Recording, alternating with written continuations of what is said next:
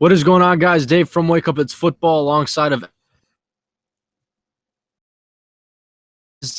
the reaction video or the reaction episode of, I guess, the AFC and NFC Conference Championship games. Now we know the Panthers and the Denver Broncos are going to the Super Bowl, so it's time to gear up. Super Bowl 50 is just around the corner, but we're going to introduce Ezra first, and then we're going to get rolling. So, how's it going, man? It was a crazy week. We watched the Panthers dominate. We watched the close game between Peyton Manning and Tom Brady. Any initial thoughts? Initial thoughts. I tweeted this and when they were dominating the Cardinals, absolutely destroyed them. If the Panthers, I want to get, we'll probably get into this more later onto the show, but if the Panthers go 18-1, you notice they've been getting disrespected all season long. A lot of people didn't have faith in them, especially before the year started. Even progressively dominating teams going 14-0, people were still disrespecting them. Getting into the playoffs as the number one seed in the NFC, still wasn't ranked the best team in the NFC or in the playoffs in general. Okay, you got Bill Polian. They had the Seahawks number one, the Cardinals number two, and they destroyed both of them. If they go 18-1, I think people need to start the conversation. This is one of the true great teams of all time. When they talk about the 85 Bears, when you talk about the 2000 Ravens, when you talk about the, these legendary teams, the Panthers go 18-1, they deserve to be in that conversation with those legendary teams. I think they have to dominate the Broncos. I don't think so. Nope. I think they have to dominate the Broncos in order for that conversation to be had. Nope. Why? They just dominated. What? Okay. They just go 17-2 and they lose in the Super Bowl. What happens then? I said if they go 17-2 and they lose in the Super Bowl, what happens? I just said they have to go 18-1. I did say that, good sir. Okay. What if they win the game 20-19 in the Super Bowl? Best team of all time? 20-19? No, the score of the Super Bowl. No, yes, they still deserve to be in that category because they dominated the two-time NFC champions, okay, and the Seahawks. They went to the Super Bowl 2 straight times. They were a Super Bowl winner 2 years ago, dominated them. Cardinals, the number one, they were in the top 3 in offense and defense or something like that with the Cardinals. Another team that people had them ranked better than the Panthers, absolutely destroyed them, forced 7 turnovers. I don't think it needs to be a blowout against the Broncos, the number one defense in the league, to justify, being one of the great teams. I don't know. And you said it last week. I'm done talking about, and I'm quoting you, I'm done talking about the greatest of all time. Yes. But you just made that statement. No. No. No. I didn't say the greatest of all time. I said talk about them as a great all-time great team. When I say greatest of all time, when I talk about great players, all-time great players, there's Hall of Famers among those lines. But all-time great team. When you talk about the 85 Bears, I'm not saying they're the greatest team of all time. I'm not saying there is a greatest team of all time out there. But when you talk about great teams that we've seen and that should be talked about, the Panthers should be right there if they go 18-1. When you say they should be right there, to me, that's like saying top 5. I'm just saying, if you talk about great, the Panthers, there's a bunch of them. The Patriots team that went undefeated and lost in the Super Bowl, it can still be considered one of the greatest teams of all time. Yes. Right? You're right about that. But, David, let me ask you a question. And you're what? You're 20, 24? 23, 20? I'll be 24 in like a week and a half. Okay. Out of all the great teams you've seen in your life, truly you're like, wow. Who would you put up there in your lifetime? I'd put up the Patriots team that lost in the Super Bowl to the Giants. Okay, you'll put the Patriots team. Would you put the Ravens team? The Ravens team would be up there in 2000, yep. The Panthers wouldn't make that list. They wouldn't be in the bottom half of the list. That's I'm asking when you talk about 10 years from now, you'll be like, memorable championship teams. See what happens against the Broncos. This is not a done deal yet. I don't think they need to destroy it. Obviously, it would, solidify it more, and it'll give it more clout, more, stability. But I don't think it needs to happen. 10 years from now, if the Panthers win this game, I'm going to say, you know what? That Ravens team, that Patriots team, can't believe they lost. And that Panthers team that everyone was disrespected and steamrolled through the playoffs and won 18-1, won the Super Bowl. I'm going to include them. Well, I don't think they should be. I don't think they should be put in a pile with the Saints that won a Super Bowl in 05 or whatever year they won it. The Packers. I don't think they need to be in there with the Packers, the Seahawks. They're not above those. Yeah. That was in 2009, 2005. Come on, man. It seemed like 27 years. That's 27 years ago. It was like 7 years ago. That's a long time. Oh, man. My point is, they deserve to be memorable. I think we need to remember this Panthers team if they win it. Yeah. Yes. And to me, it's, I don't want to give all the credit to Cam Newton because he doesn't deserve all the credit. It's a team sport. Everyone deserves some of the credit. You got to hand some of the credit to how that team was built, partially through the draft. A lot of the team was built through free agency. You bring in Michael Orr, you put him at left tackle, and before the season, you're thinking, damn, this guy has hopped around from team to team, and he hasn't looked very well, but look what he's doing out in Carolina right now, protecting Cam Newton. They had a weak offensive line last year. Remember when they had when Gross retired, etc. They needed to rebuild that line, and this year that line has been stellar. And let's not forget, this defense can really play. They really are very physical. They're zone scheme defense, but they fill the A gaps with these linebackers with Thomas, Luke Kuechly, who's one of the probably the best middle linebacker in football. You got these defensive linemen, these defensive tackles that absolutely eat up offensive linemen like they're Dunkin' Donuts, and then you got these physical cornerbacks that play the zone scheme. I really like this defense, but obviously the big surprise was the offense with Cam Newton going for 45 touchdowns with the weapons around him. Everything's been a surprise. That offensive line has been straight legit, probably a top 5, top 10 offensive line now.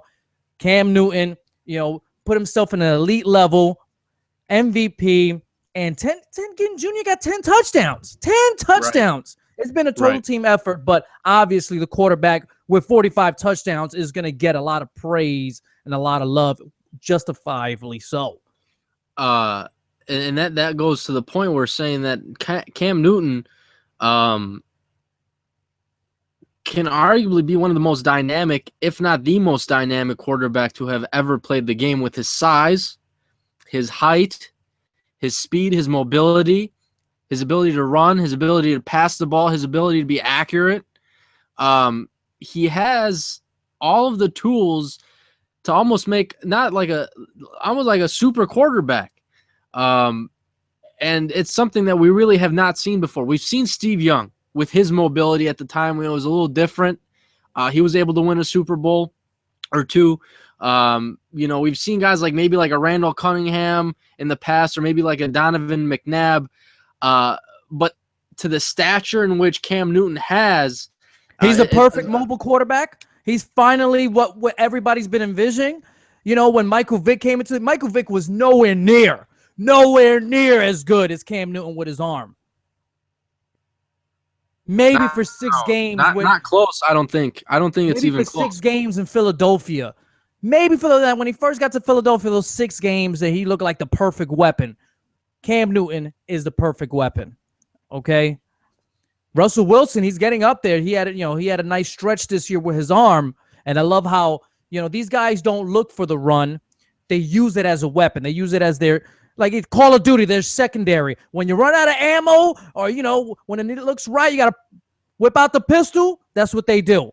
Michael Vick he used to just run around with his pistol because for some reason he couldn't aim with his assault rifle. So that's what these guys are, the new wave. Obviously, that everybody's been envisioning at the quarterback position at a mobile guy. Interesting question there from HBK. He's not even a question; it's more of a statement. I would say Cam is the LeBron James of the NFL. I don't know about that. First of all, Steph Curry right now is on top of the NBA. All right, let's relax with that. Steph Curry, again, let me reiterate Steph that. Curry's the best player. Steph Curry, let me basketball. say that again. Relax. Hold on now. You better calm down. Steph Curry right now is on top of that list. It's hot. He's hot right now, but he's not the best player in the world. Okay, anyway, different story for a different day. Point is this, is Cam Newton equivalent on that same level as LeBron, as LeBron's to the NBA as who is to the NFL? Could you put Cam Newton there? With the expectation, I think you can. I think you can with the expectations. No one thought, who in their possible mind thought Cam Newton was going to end up with 45 touchdowns this year with the talent, the playmakers around him. Oh, sorry. I just saw somebody throw a comment down there on your Twitch feed. Yeah, I see that. Steph Curry is the greatest player of all time. See, there you go. See what happens when you have you got 1.5 year of greatness. That's it. You're the best of all time. This is what I mean. I'm saying right now, not of all time. I'm saying currently in the talking NBA. About him. I'm talking even right now. LeBron James is still the best. Okay, that's fair. I put him at 2. And I was gonna say Justin put in the FanDuel comment box. He said Tom Brady is also. He said he's more like LeBron. I'd say honest, Brady. I say both of them. Why can't there be 2 LeBrons in the NFL? Because when you think of Ted Ginn Jr., 10 right, touchdowns. Right, I understand. But when you think of LeBron James, you think of a guy who, right. But think of LeBron James. Who is LeBron James? LeBron James is he makes players better. He makes players better around him. Let's not forget. Now this is a 5-player sport versus 11 on 11 in the NFL. There's differences. Now, LeBron, there's more room for him to be able to dominate when he's on the court. It's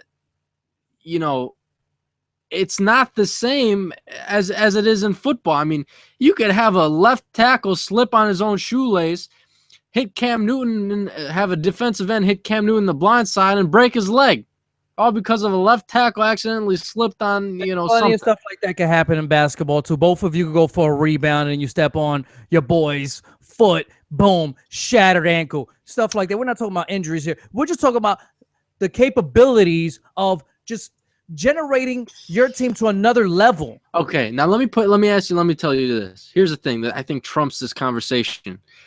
When LeBron James entered the NBA up until now, he has dominated the sport without a doubt. I don't think there's a conversation that can be had that would say otherwise. Okay, has Cam Newton done that since he's been drafted by the Carolina Panthers first overall? Tom Brady didn't dominate that question. Tom Brady didn't dominate the sport as soon as he got in. Okay, but when he started, up until now, what has Tom Brady done? He didn't dominate. He's dominated. Dominate the first 2-3 years of his career when he was starting. Tom Brady. You can't judge Tom Brady sitting. Yes, but you can't judge him sitting on the bench. What is wrong with you guys? Are you guys okay? What's wrong with 2016? What's wrong with you guys? Huh? The first 3 years, Tom Brady dominated. And guess what? LeBron James didn't dominate. He had very good years. He averaged 20-plus points when he came in. But was he carrying it? Did he carry the Cavaliers to the playoffs his first? Oh my goodness! As early on in his career, when he took the Cavs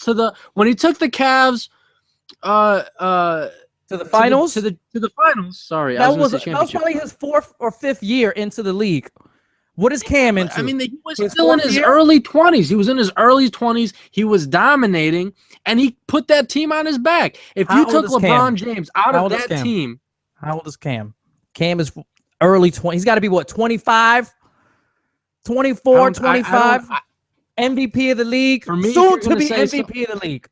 Tom Brady's that person Cam Newton, for me. All of LeBrons of the NFL right now. I would say that. For this season. Yeah, right now. That's what I said, right now. Or I would maybe put an Aaron Rodgers in there too. So maybe three LeBrons. I'm a Packer fan, and for this season, just this season alone, I wouldn't put Aaron Rodgers in that conversation. We're talking about body of work, okay? Body of work and talent, yes. So there could be 3 LeBrons in the NFL at the quarterback position. I'm just saying, Cam. He just, even if this is his best year of his career for the rest of his career, it's a special year. 45 touchdowns for the talent around him, the expectations of this team.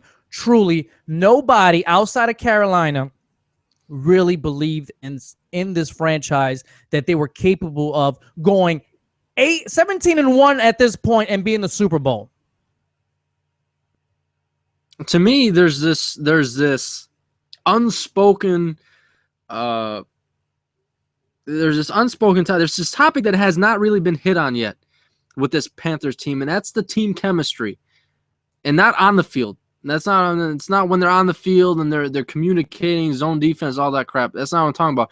The locker room, when they go out to dinners, all that stuff. You can kind of tell it's almost a very similar or identical chemistry as the Seahawks had 2 years ago.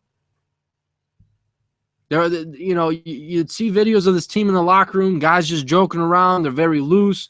They're having a good time. They're joking around. I'm not saying all the locker rooms in the NFL are or aren't like this, but you can just kind of tell it's just they have this way about them.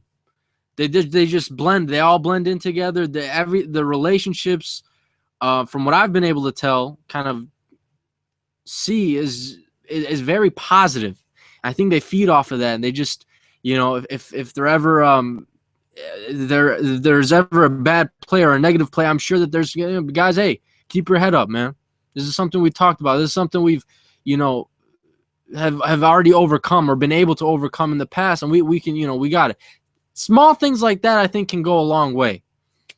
So those are kind of some tendencies, some small things I've kind of been able to pick up on this year, and I kind of identify that with the Seahawks and their locker room atmosphere 2 years ago, because I also picked up on that, and that was the year that they won the Super Bowl. So I think the Panthers right now are ready to take it to Peyton Manning. That's the thing. We're already talking about Panthers. We haven't even talked about the Broncos and how they overcame Tom Brady and the Patriots. We got a comment on the Twitch. Ram saying Cam has no talent around him. Ted Ginn Jr., he puts up question mark. Ted Ginn Jr. was, before this season, was a bum. Continue. I'll tell you one thing. He does have talent. We're not saying he has no talent. We're just talking about the expectations of the talent around him. Ted Ginn Jr. has been on 5 teams already in his career. This is his 2nd time with the Panthers. Jonathan Stewart has been a backup, productive backup for most of his career. This is his 1st year carrying the ball. It's just there was no playmakers, no true, solidified playmakers on the Panthers that you can rely on besides Greg Olsen at the tight end position. And it's not like he's a game breaker. Grunk at the tight end position, and he plays for the Patriots, obviously.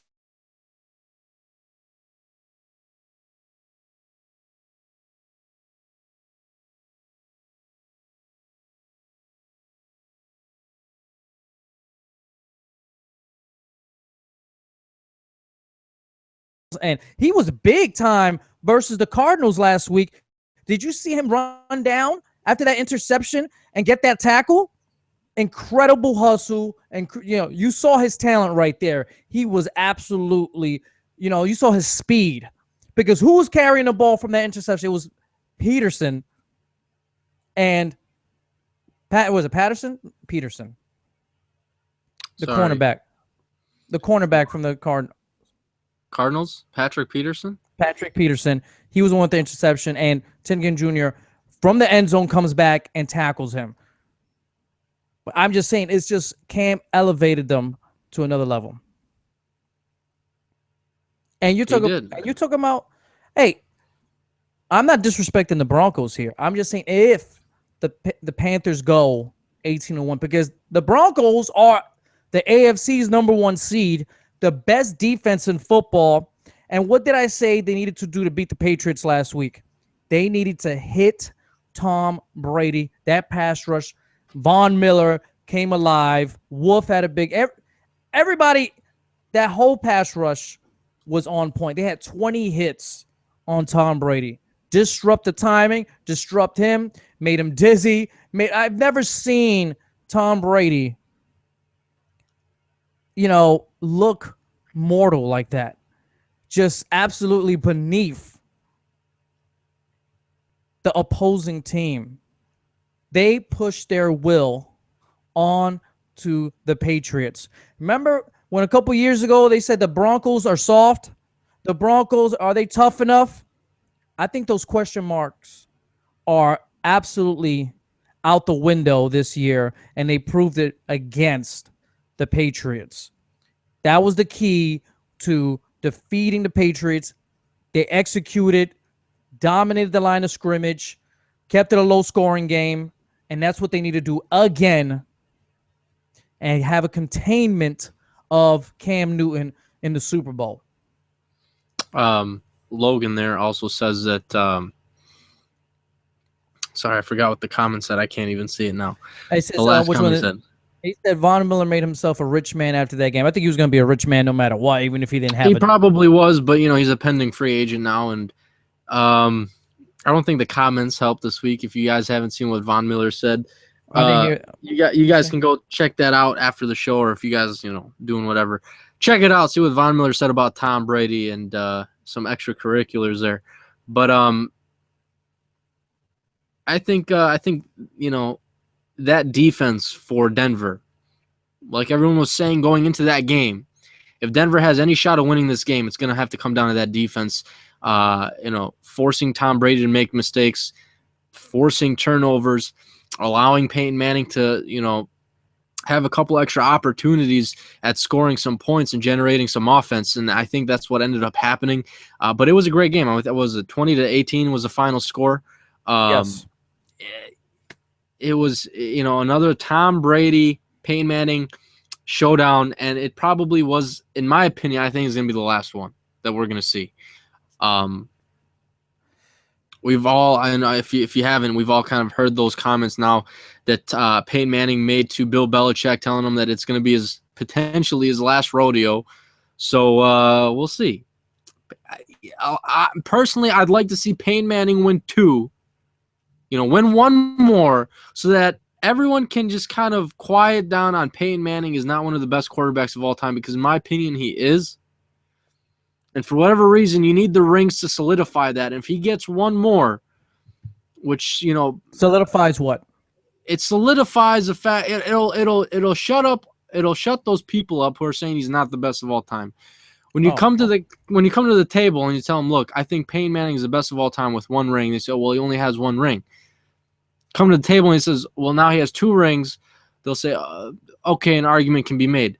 In my opinion, this extra ring does not matter.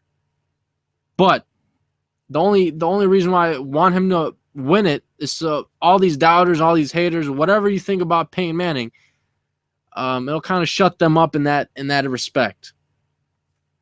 Like I was saying, this choke artist is going to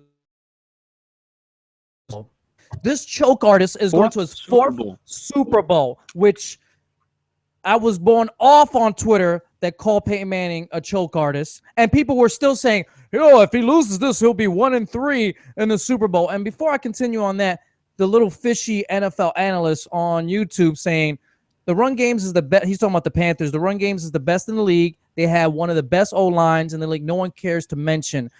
And one of the best defenses. If you came here a little earlier into the show, we clearly stated they rebuilt their offensive line. They have a top 5 offensive line, and they have one of the best defenses in football.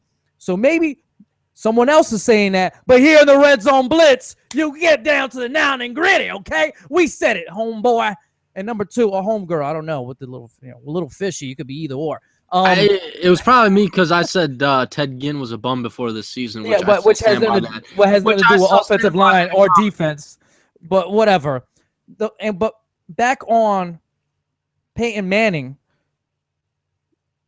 guess what? I found out too after he beat the Patriots, not him, the Broncos, because people want to put up these versus numbers and wins and losses for quarterbacks.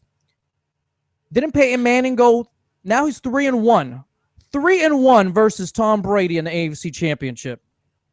Have they made it to the championship game 4 times now against each other? Peyton Manning has won 3 of those times. Oh, wow. How about that statistic? You want to bring up some numbers? You want to talk about Brady and this and that and all the old time record? 3-1 versus Brady in the AFC Championship. If you want to bring up these kind of stupid statistics up. And like I said, I'll take you know what I find hilarious? I was bringing this up on Twitter. How do you call Peyton Manning a choke artist, but you don't call Tom Brady? I mean, not Tom Brady. Drew Brees. Who else? Phillip Rivers. All the other top quarterbacks, maybe not Big Ben, a choke artist then. How come no one calls Drew Brees a choke artist if you're going to call Peyton Manning a choke artist? I don't understand this. I don't understand this way of thinking. How does a guy go to 4 Super Bowls still considered a choke artist? It shouldn't be that way.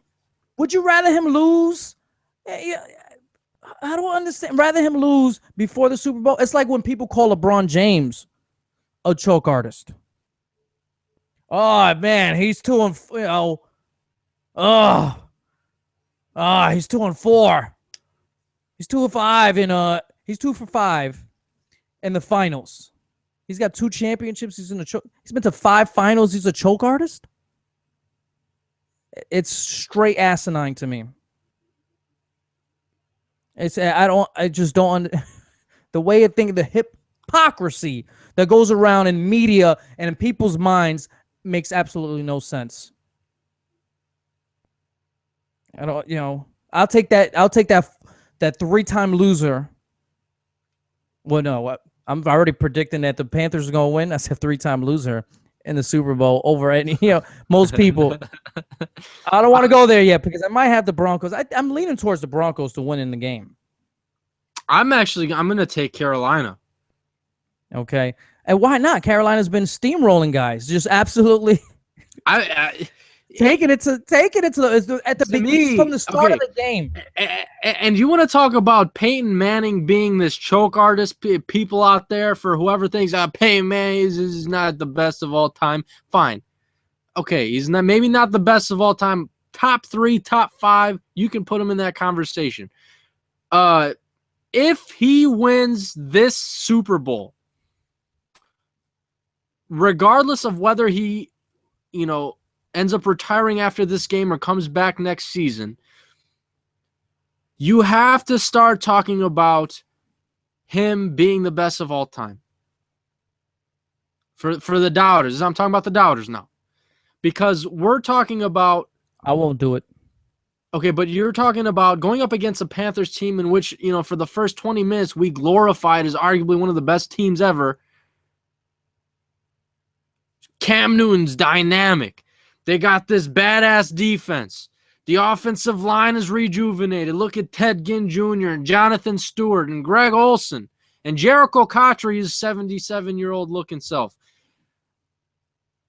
If Peyton Manning pulls this off and beats this almighty Panthers team who has just dominated all season long, To get his second Super Bowl ring, that would be extremely impressive to me, because right now I have the Panthers winning.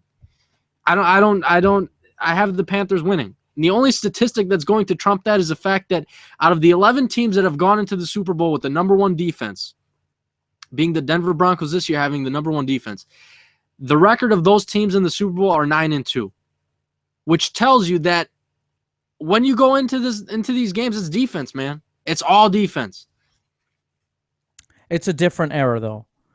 It's a different era. It is. So if the Broncos win this game, and Peyton Manning doesn't have a fantastic game, yeah, it's going to be defense. But if he's out there slinging and looking like Peyton Manning from 10 years ago, which he doesn't need to be, he doesn't need to do all that. He doesn't, but it's going to be extremely tough. Like I said, this is a zone defense. And the man to take care, if I have to trust someone and trust their IQ to pick apart a zone defense, is Peyton Manning. Peyton Manning. He just needs to, I'm saying at least 2-3 deep throws to keep that defense honest, to keep that coverage underneath a little loose. Because if he doesn't make any of those, if he doesn't make at least 2-3 plays 20 yards down, that underneath coverage is going to stay pretty tight and is going to really affect them all game. So, like I said, he's got to make some of these long distance throws, but he's got to make smart decisions, and he's very capable of that. The mind is still sharp. Obviously, it's been more the physical aspect that's really hurting Manning this year. But you saw the beginning of the Patriots game, when he's given space, time, boom, he made him pay for it. He brought him down the field real quick. But remember, later on, progressing through the game, he wasn't himself again because they tightened up that underneath, and he didn't take advantage or couldn't take advantage of, over the top. So he's got to do that this game. He's got 2 weeks to heal up, feel good, and he's really got to put it all on the table, which he can. I know he's going to look at this like, this could be my last shot at the Super Bowl. This could be my last game, which he mentioned to Bill Belichick, and I think he's going to lay it on the table. He might hurt himself on one of those throws, and I don't think he cares. No, he wouldn't care if it's his last game. He's going to conjure up whatever he has left, man. It's going to be his last ditch effort to just go all out. And to me, it's going to be hard to see him do that at the age of 39. It's going to be very hard. I have a feeling we're going to be talking about this after the Super Bowl, and if the Panthers win, it's going to be because Peyton Manning just didn't have enough in the tank. And it sucks saying that, but I don't know if I can see it, man. All I know is I'm proud of myself, man. One, I predicted the Broncos to go to the Super Bowl, and two, I stuck by Manning all year long. All year long, I stuck by it. You did too. I think you stuck by Peyton Manning. He was like, I don't know about this Brock guy too much. No, I like Brock. I think Brock is I think Brock is going to replace Peyton, obviously, but I think he's going to be serviceable. Jake said, I hope the commercials are funny. I don't remember last year's commercials too much. Last couple of years, they just haven't been. Just haven't been there? No, they've just kind of stunk. PC. Everything is political correctness nowadays, man. Everything is all this vanilla stuff. I like vanilla. I love vanilla ice cream, but I don't like it in my commercials. Okay? Let's bring some of that funk back, baby.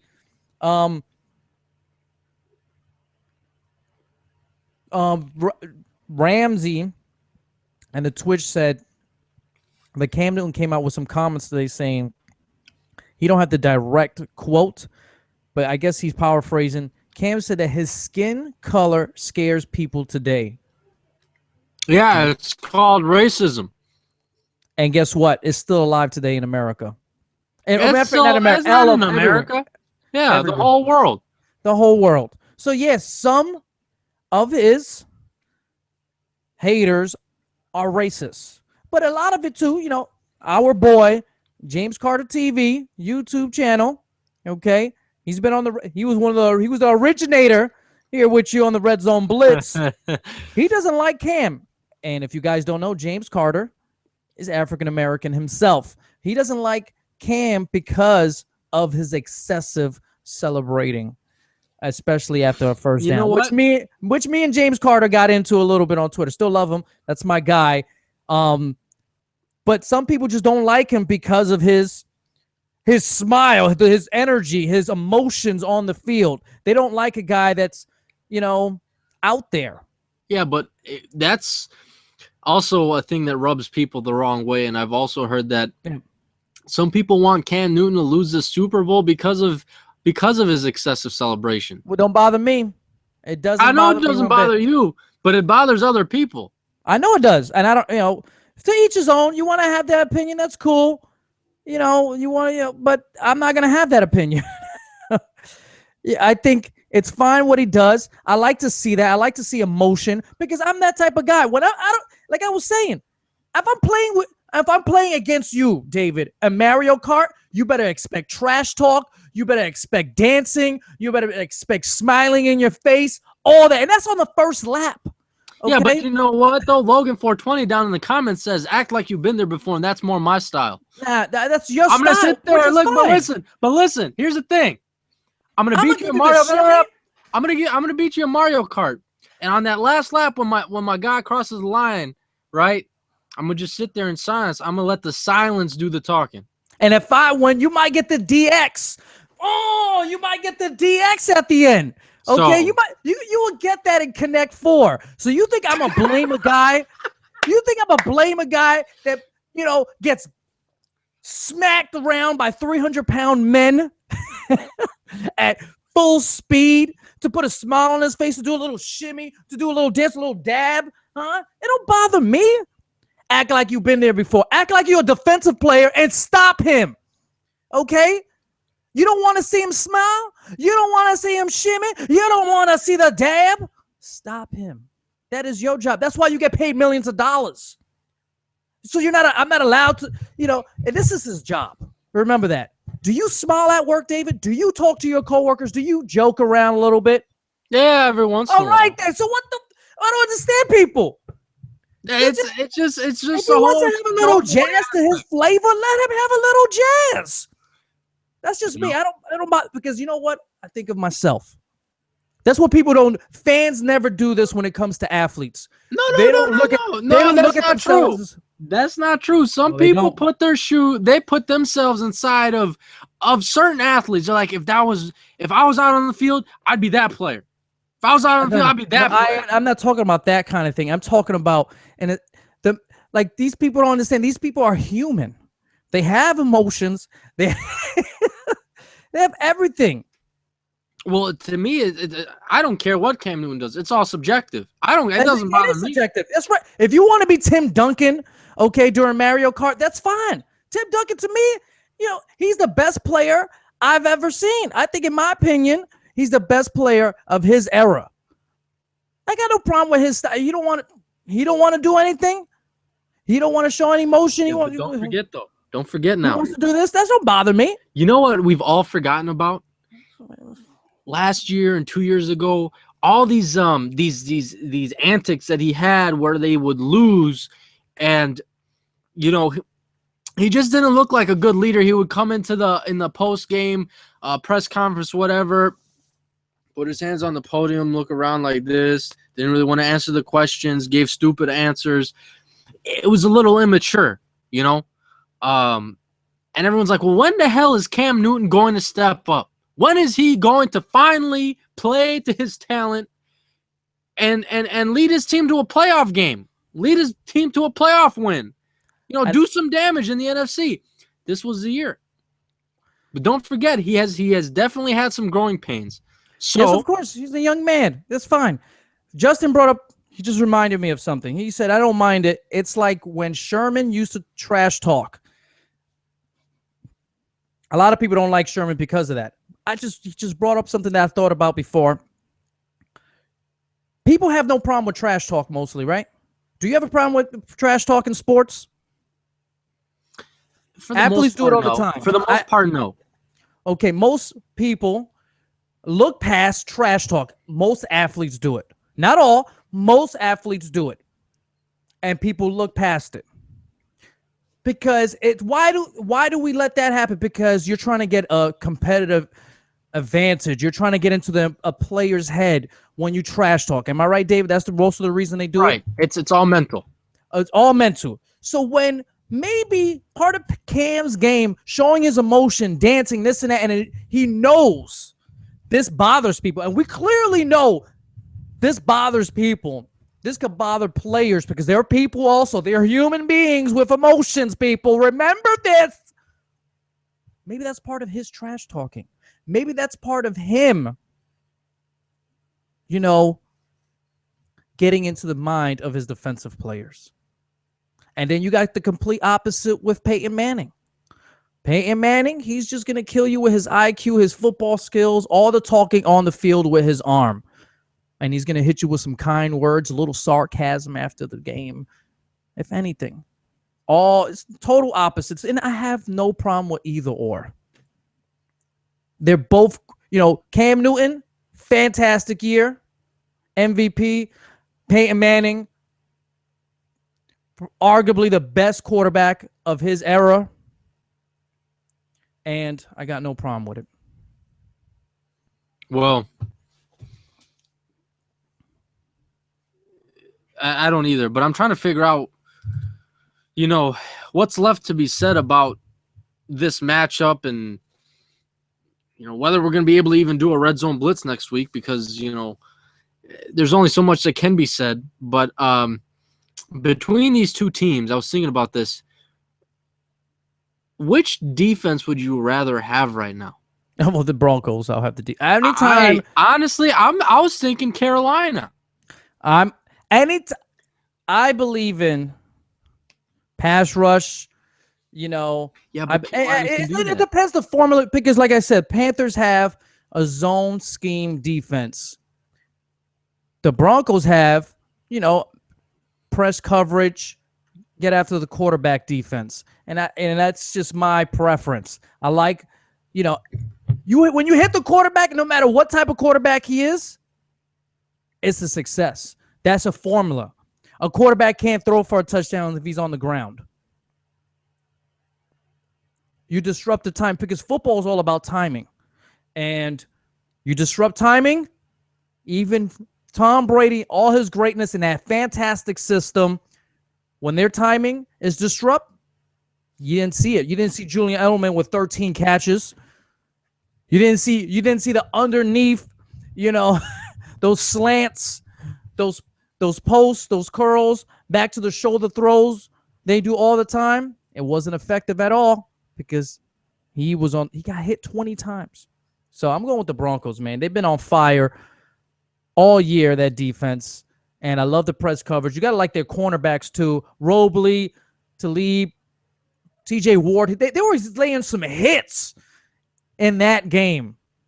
Man, it's been a couple weeks that I've seen a team just physically dominate another team, all facets. It was a beauty to watch.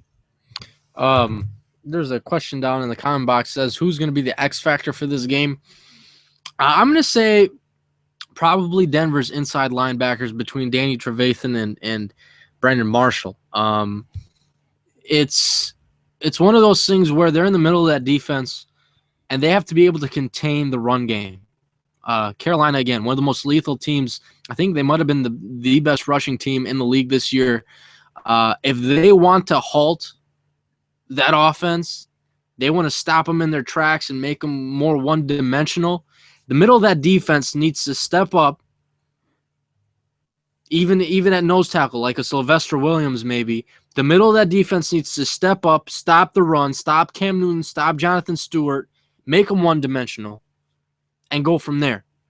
Now, if the first quarter is run pass, and they're picking up 6, 7, 8 yards on the ground with every run, this is gonna be a long game, especially for that Denver defense. So I'm thinking the X factors have to be the inside linebackers, or if you want to include the nose tackle, that Denver defense, to really plug up the run game. Maybe I'm giving a generic answer here. Maybe I'm going with, the simplicity of this answer. The run game. Whoever has the better day on the ground, who controls the clock, I think will be the X factor, which is no secret. This is no special recipe that I'm throwing out there. Even though it's a new era, it's a new rules, it's a new league, running is still greatly important in this game. So I think it's running and the kickers. Okay, we got some young kickers in this game. And I want to see who handles the pressure here. Who's going to make their field goals, who's not. So that's what I'm going to go with. Kickers. What if it comes down to a missed extra point or something crazy like that, man? Which I would totally which totally sucks, man. I was never a believer in this 38-yard extra point. Since the year's over, you still hate it? No, because it's well, the thing is, do we want football games to be decided by an extra point kick? Or do we want football games to be decided by the actual sport itself being football? Because the kicker has one job, and it's to kick it through the uprights, and that's it. It's not really football to me. So with them pushing it back, yes, the importance of having an accurate kicker becomes more valuable. But on that same note, when guys are missing kicks, you're arguably losing football games because a guy missed one shot with his leg. That's it, But Ramsey said no points should be easy. True. Anyway, his name is Ramsey Soccer. Isn't penalty kicks easy? No, it is not. Not. What do you mean? Though, isn't it a success rate of 70%? That sounds like easy. Yeah, to me. You'd have to go look at. You'd have to go find that percent, but it's also very over mental. 70%. It's very mental. It's over 70%. So was kicking a field goal very mental. What are you talking about? You know what is better than 70%?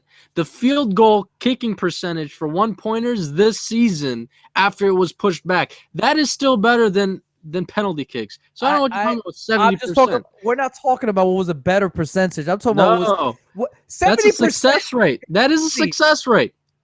It's easy, okay? I don't know if I should go here, but I'm gonna go here. If 7 out of 10 women want to be with Ezra, and I say yes, I'm easy, okay? It doesn't change anything. Just because David says yes to 9 out of 10, he's easier, doesn't change anything. I'm still easy. Oh boy. Exactly. We're trying to tell a higher percentage. Still easy. Okay. And he's got soccer in his name. I don't care if it's easy or not. If anything, do away with extra points. They just you score. What? So just 2-pointers strictly then? 7 points for a touchdown, and then 3-point field goals. Don't you think that would suck? Can you imagine? The Panthers or the Broncos get this last-second touchdown, and all they need to do is kick this extra point to push it into overtime, and they miss. Don't you think, can you imagine that ending? An extra point? Oh, man. It very well could, man. We don't know. Would that feel satisfying? No, it wouldn't. To me, if the Super Bowl is like, like I said this score earlier, 20-19, and the guy misses an extra point to tie the game, or he missed it earlier, whatever, and they lose the game. There's just something missing about that to me. There's just like it's not complete. I don't know. I'm just saying no one cares about the extra point. Not really, no. No one cares about the extra point. Maybe I know I'm underselling it, okay? Because I know some people might compare it to a free throw. Mental. Huh? It's mental. It is mental, but I'm saying is, my argument to that would be, free throws is such an aspect of basketball. Like, it's a part of people's game. You know, each individual has to shoot a free throw if he's fouled. You know, in football, it's only one. It's just one position. He only kicks. You know, I don't know.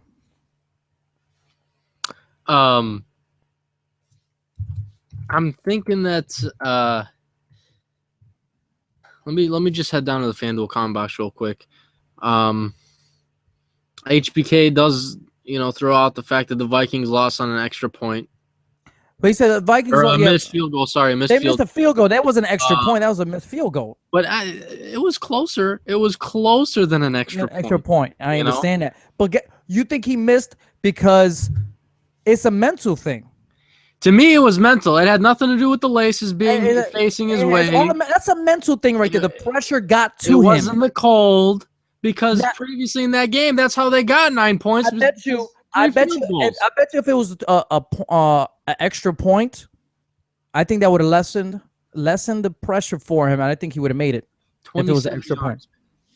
27 yards. I've made 27 yards. We got a Patriots fan here talking about tablet gate. Remember the tablet gate where they told about the tablets couldn't work? So what? Tom Brady tablet gate because the tablets wasn't working. So what? That's a thing. Of course, Patriots fans. He's gonna bring it up. Man, he couldn't because Tom Brady couldn't send any selfies to Giselle. Yep. Come on, man. Hey, you've had plenty of gates on your side, man. Let it go. You have plenty of Super Bowls. He's gonna do that. Everything. Let it go.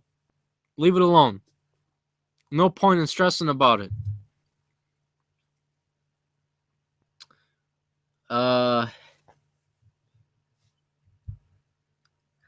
Not a bunch of comments have come in the last minute or so, but are we gonna do a show next week? That's what I'm trying to think, because right now, we're kind of we're diving through it all. Because I don't know if I should ask him now or next week what's gonna be on the table, food-wise, culinary-wise, for the Super Bowl party. What's a must for your Super Bowl party? That's what I want to know from these guys.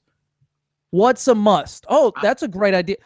Ramsey was asking me Rookie of the Year. We could do maybe a award show next week. Our Rookies of the Year, our MVP. Even though we already know who our MVPs are. Yeah, we've already said that, but yeah, we can do that next week.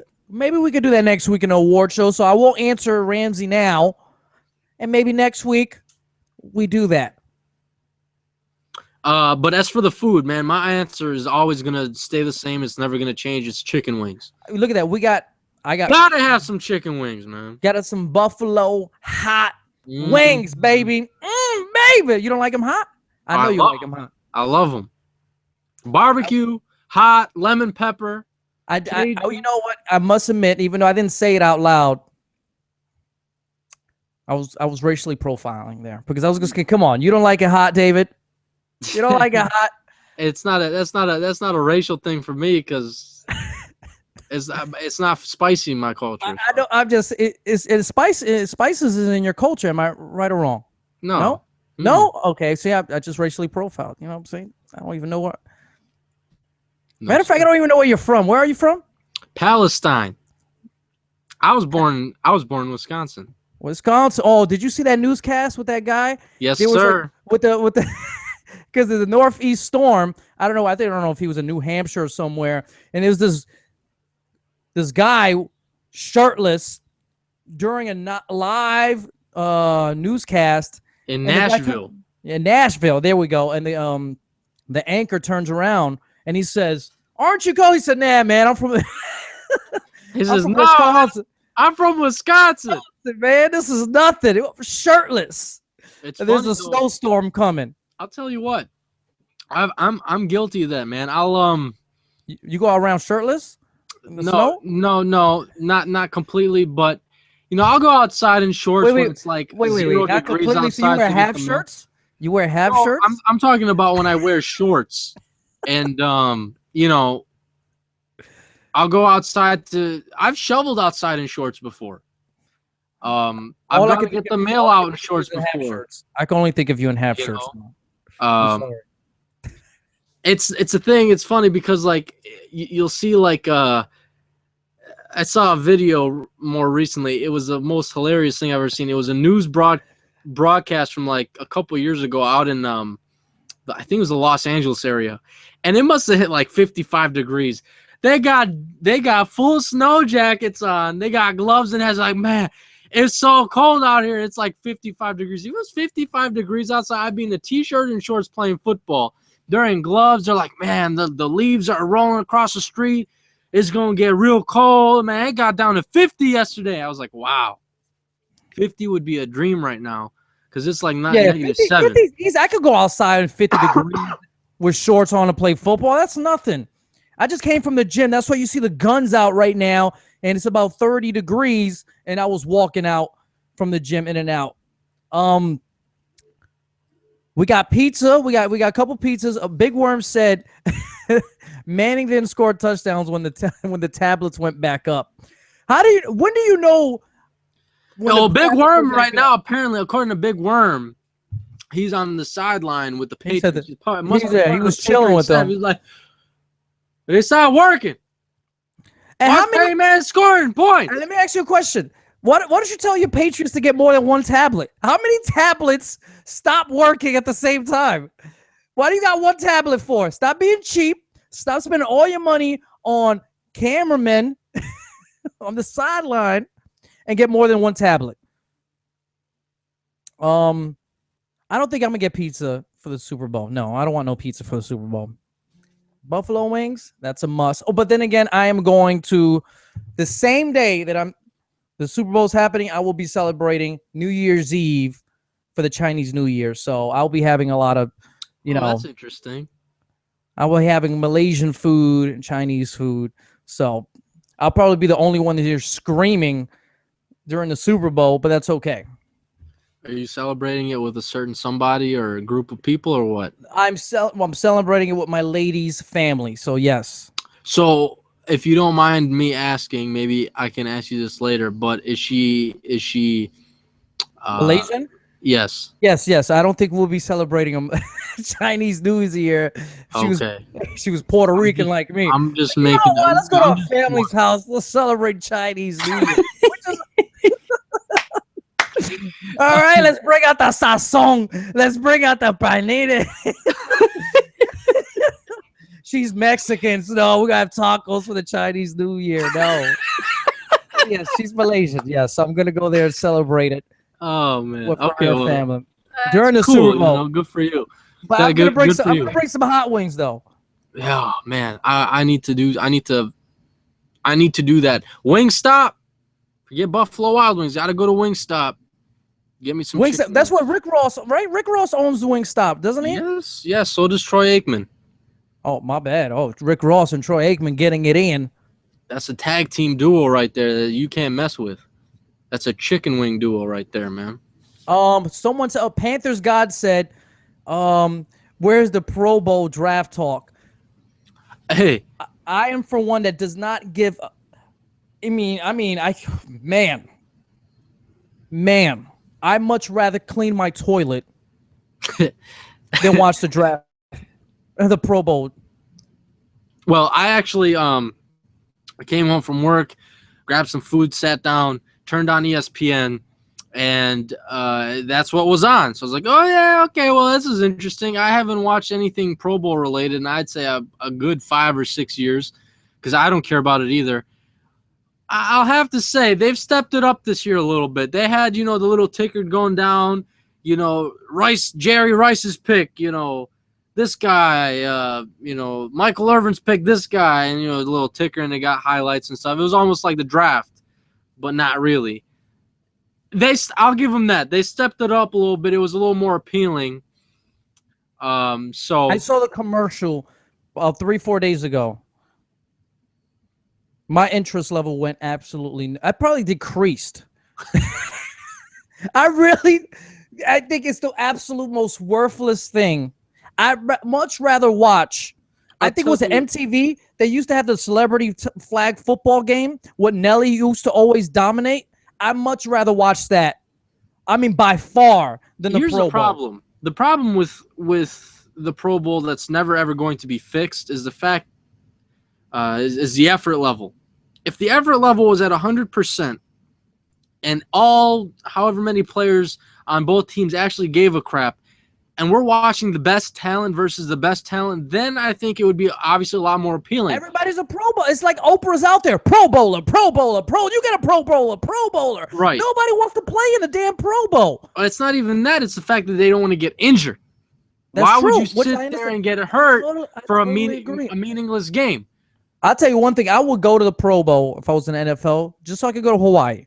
Free trip to Hawaii. Yeah, that's what it is. That's why they have it in Hawaii. If they had it in Cleveland, you think that any of them would show up? No. You will have to send the equipment managers. The Pro Bowl's in Kansas City this year. Nobody's going to show up for our Kansas City Pro Bowl. No, nobody's going to show up. That's why it's in Hawaii every year. It's a nice little getaway for the guys, But other than that, I mean, if the effort level isn't at 100%, you can just forget about it. It's not. The last Pro Bowl I watched, it must have been a couple of years ago. You had an offensive lineman run it down the field for 65 yards, and everybody watched him because they wanted to let him score. That was stupid. No one wants to watch that crap. So they need to. Superheroes of Pro Bowl equal excuse for more money for NFL. Yeah, well. Yeah, and that's another thing. I won't say excuse. I guess, every sport has their little all-star thing. It's just football has the worst all-star event. And you know what? They can't do much to improve it. It's not like you could do it in the middle of the season because I would never want that. I don't think any fan will want a Pro Bowl during the middle of the season and being played at the highest level. They don't. But the thing is, what? As a result, if it was NFC versus AFC, what's the incentive? I wouldn't want that. Like baseball, the home field advantage. That would be so disgusting. I don't want that. Can you imagine your guy? Right. Torn ACL. Yeah. Because this meaningless game. And Cram is 100% correct. Marvin McNutt got snubbed for the Pro Bowl, or maybe they should have named him the captain or something, right? Marvin McNutt. Let me tell you something about Marvin McNutt. Marvin McNutt followed me on Twitter. I forgot to announce that like about a month ago. He followed me on Twitter, which means the probability of us getting Marvin McNutt on the Red Zone Blitz increased just a little bit, but we have to convince him. Just saying, Marvin McNutt does not take showers. He takes blood baths. Oh. Okay.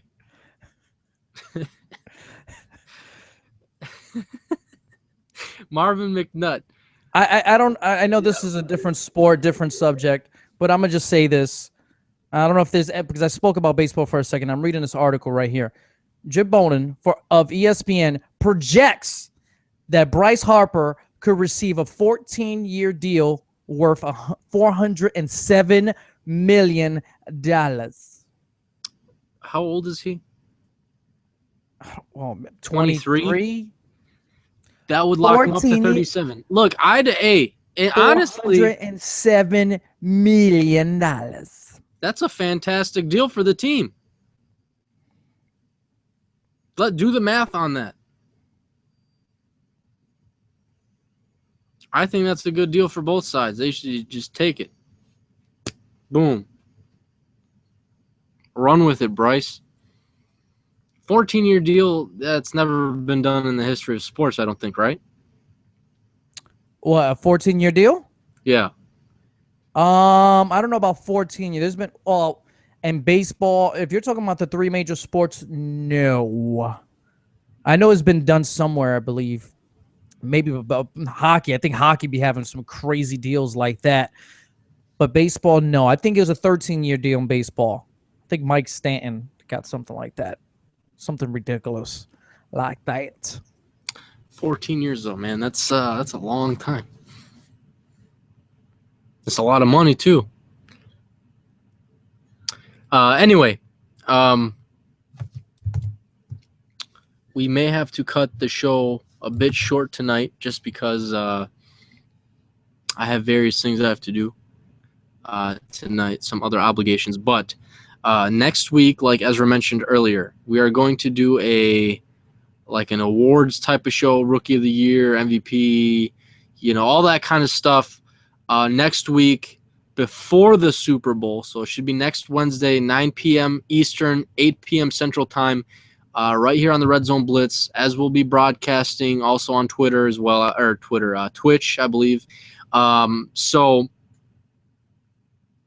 join us again. Appreciate everyone who tuned in tonight. Got to hand out our MVPs. We can't forget about that. Got to hand out the MVPs. For tonight, I'm going to go with, maybe because he struck a nerve with me sometimes, but I'm going with Ramsey Soccer. That's my MVP for tonight. I'm going to go, let me think here. From the Twitch, baby. Who was here all night?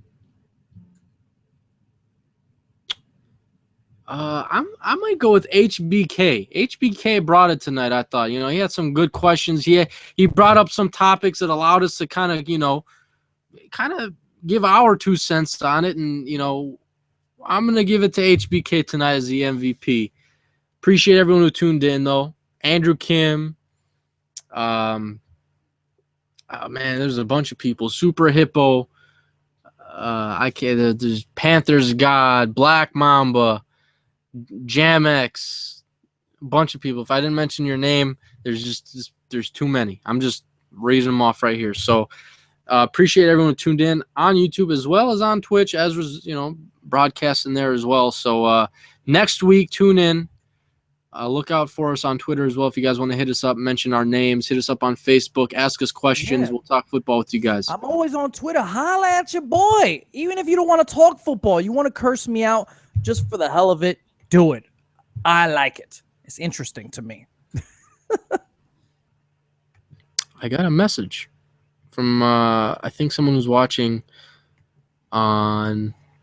Let me think here on from Facebook. So let me see if before we get off, if there's a question. Before I get off, I want to tell everybody tonight.